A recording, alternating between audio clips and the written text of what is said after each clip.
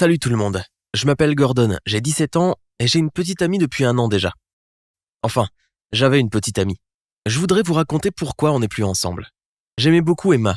Elle était fragile, modeste et belle. La plupart des filles aujourd'hui ne veulent en aucun cas être plus faibles que les garçons, mais Emma n'était que pure délicatesse. Elle me laissait toujours choisir le film à regarder ou le repas à commander. Et elle ne s'est jamais énervée contre moi. Je me suis toujours senti très fort et viril quand j'étais avec elle. Mais avec le temps, j'ai commencé à trouver ses qualités plutôt ennuyeuses.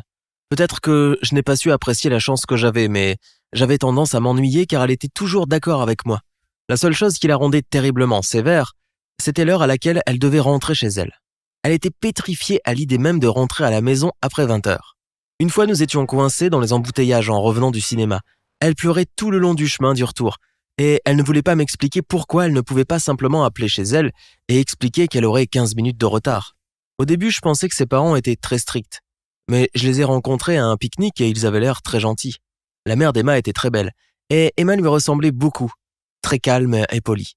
Je doute qu'elle l'ait déjà réprimandée ou empêchée de faire quoi que ce soit. Le père d'Emma, Marc, m'a fait grande impression. J'ai honte de l'avouer, mais j'ai même essayé de le comparer à mon propre père, et il ne faisait pas la taille à côté de lui à vrai dire. J'ai donc pris de nombreuses photos le jour du pique-nique, et le lendemain, ma mère et moi sommes allés rendre visite à sa sœur, ma tante.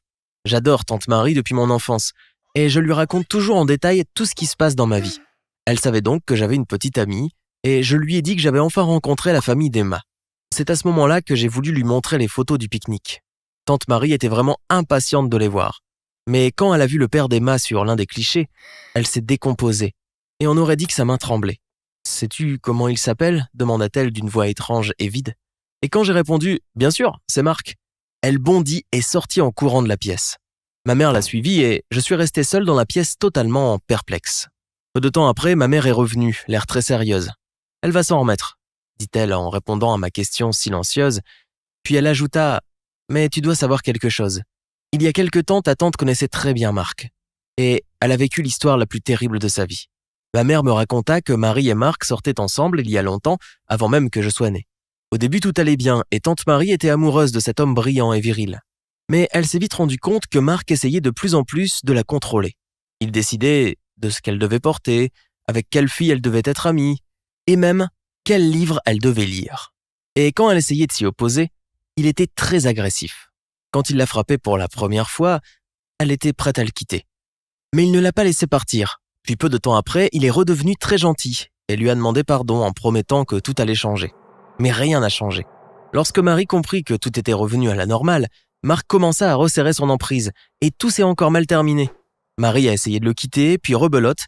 Il ne l'a pas laissé s'en aller et l'histoire se répéta encore et encore. À la fin, Marie ne comprenait plus ce qui se passait ni ce qu'elle ressentait pour Marc, si elle l'aimait ou si elle avait peur de lui. Elle n'arrêtait pas de dire à ses parents que tout allait bien et qu'ils allaient se marier. Jusqu'à ce que sa sœur aînée, ma mère, remarque les bleus sur ses mains et lui demande de lui dire la vérité. Ma mère a aidé tante Marie à se libérer de son agresseur. Elles sont allées voir la police. Et Marie a obtenu une ordonnance au tribunal pour tenir Marc à distance. Mais Marie ne s'est jamais remise de cette relation. Ni les médicaments, ni les psychologues n'ont pu l'aider. Depuis ce jour, elle a toujours eu peur de se remettre en couple et elle est restée célibataire. J'étais sous le choc. En rentrant, je pensais à Emma, à sa mère et à Marc. J'ai commencé à réaliser qu'il n'avait pas changé du tout. Je me suis souvenu que la mère d'Emma portait toujours une chemise à manches longues, peut-être pour cacher les bleus causés par son mari. Je me suis aussi rappelé qu'elle et sa fille étaient toujours d'accord avec lui. J'ai repensé à Emma qui avait peur d'être à la maison en retard, même d'1 minute, et à quel point elle était tétanisée. Je dois avouer que quand j'ai revu Emma la fois suivante, j'ai fait quelque chose de pas très sympa. Nous sommes allés au café, où je lui commandais toujours un dessert aux myrtilles. Je pensais qu'elle aimait ça, mais à ce moment-là, je n'étais plus sûr de rien. Quand on s'est assis à la table, je lui ai demandé « Tu prends la même chose que d'habitude ?» Et elle a hoché la tête en souriant. Mais je lui ai dit « Non, maintenant il est temps pour toi de tester quelque chose de nouveau. Je vais te commander des ailes de poulet. » « Ça me va, a dit Emma et son sourire était comme figé, un peu comme un rictus. Quand notre commande est arrivée, je me suis levé et j'ai dit « J'ai changé d'avis, on s'en va. » Emma s'est levée et a pris son sac sans rien dire. Son sourire restait là comme cloué sur son visage. C'était terrifiant. Ensuite, je lui ai demandé « Est-ce que ton père admet ce comportement-là ?» Et à ce moment-là, elle a cessé de sourire. Et je ne pouvais plus faire semblant. Je lui ai dit tout ce que j'avais appris sur son père et ma tante Marie. Emma m'écoutait sans même me regarder. Quelque part, au fond de mon cœur, J'espérais qu'elle dirait que c'était faux, que son père n'était pas comme ça, mais elle continuait juste à écouter.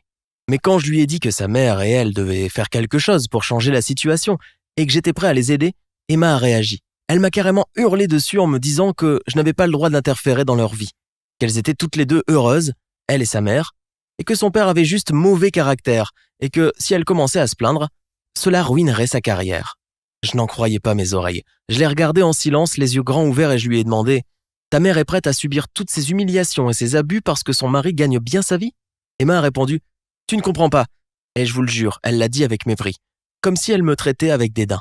Emma avait raison, je ne comprends vraiment pas ce genre de choses. C'est pour ça qu'on a rompu. Je ne dis pas que ça a été facile pour moi, mais je ne le regrette pas.